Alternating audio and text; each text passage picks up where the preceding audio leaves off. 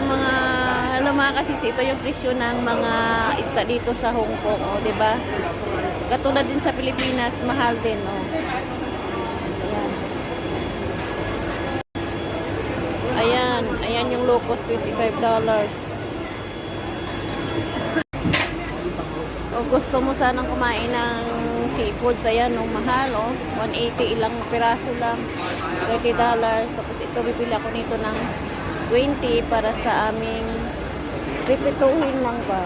Kaso parang lata na kasi hapon na pag ganito wala. Seafood.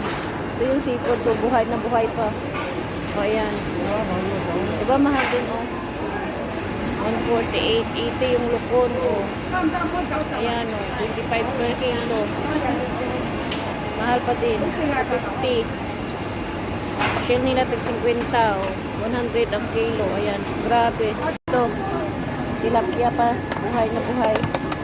Ayan, oh, buhay, pisik-pisik pa. Oy, huwag kang magwala. Ayan, oh. Gusto pa yata bumalik ng ano, punong. Ayan. Ayan. Ayan. Gusto niyo makalawa sa puso ng iba. Ayan.